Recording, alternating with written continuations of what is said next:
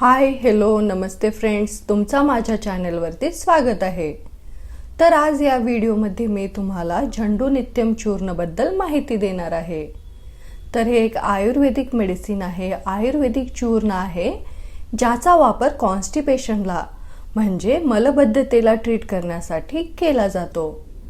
तर या व्हिडिओमध्ये मी तुम्हाला नित्यम चूर्ण बद्दल संपूर्ण माहिती देणार आहे, ज्याप्रमाणे याचा वापर कोणाला करायला पाहिजे, याचा वापर केल्याने कोणकोणते फायदे भेटतात, याचा वापर कसा करायला पाहिजे, किती दिवसापर्यंत करायला पाहिजे आणि किती क्वांटिटीमध्ये करायला पाहिजे आणि याचा वापर केल्याने कोणकोणते साइड इफेक्ट्स दिसून येऊ शकतात, हे संपूर्ण माहिती मी तुम्हाला या व्हिडिओमध्ये देणार आहे। तर हा व्हिडिओ शेवटपर्यंत पहा।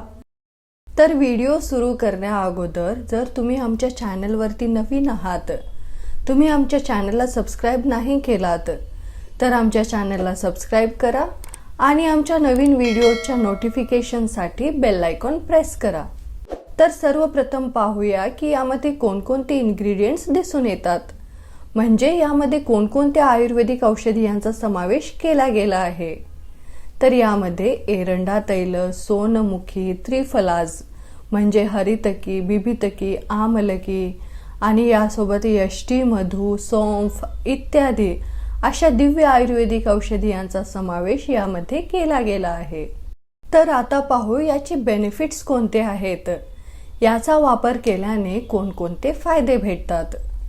तर सर्वप्रथम जर तुम्हाला कॉन्स्टिपेशन झाला आहे म्हणजे मलबद्धतेची समस्या झाली आहे, म्हणजे जेव्हा तुम्ही मोशनसाठी जाता, स्टूल्स पास करण्यासाठी जाता, तुमचे स्टूल्स खूप हार्ड जात आहेत, सखत जात आहेत, मोशन पास करण्यासाठी तुम्हाला खूप जोर लावावा लागत आहे, ताकद लावावी लागत आहे आणि मोशन पास केल्यानंतर सुद्धा तुम्हाला सॅटिस्फॅक्शन फील होत नाही, बार बार मोशनसाठी जाण्याचा अर्ज फील होत आहे, तर तुम्ही या चूर्णाचा, नित्यम चूर्णाचा वापर करू शकता।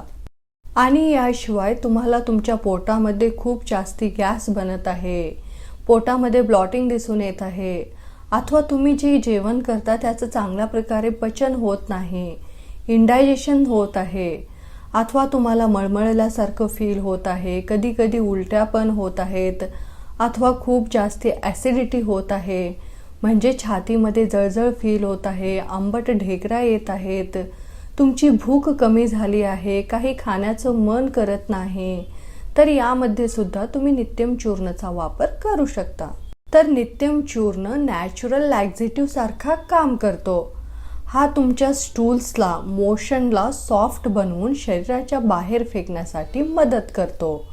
हा मलबद्धतेची समस्याला कमी करण्यासाठी मदत करतो आणि यासोबत हा गॅसला पण कमी करतो, तुमच्या डायजेशनला चांगला बनवतो, पाचन क्रियेला चांगला बनवतो आणि यासोबत हा तुमच्या भुकेला सुद्धा वाढवतो।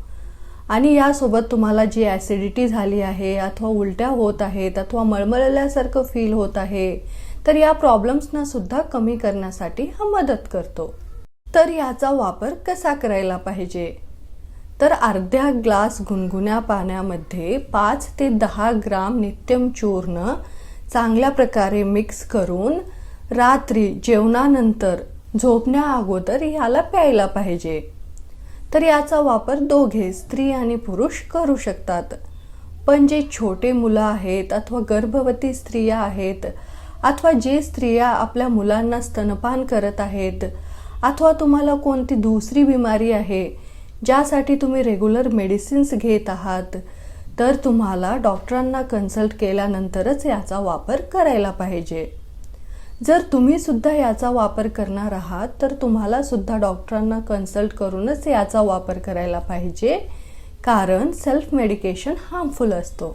युजुअली नित्यम चूर्णाचा वापर केल्याने कोणतेही साइड इफेक्ट्स दिसून येत नाहीत, पण जर तुम्हाला याचा वापर करते वेळेस काही हेल्थमध्ये इश्यूज दिसून येत आहेत, तर तुम्हाला काय करायला पाहिजे, याला स्टॉप करून तुमच्या डॉक्टरांना कन्सल्ट करायला पाहिजे। तर फ्रेंड्स, जर तुम्हाला माझा हा व्हिडिओ आवडला तर या व्हिडिओला लाईक करा आणि आमच्या चॅनलला सबस्क्राइब करा आणि आमच्या नवीन व्हिडिओच्या नोटिफिकेशनसाठी बेल आयकॉन प्रेस करा। धन्यवाद।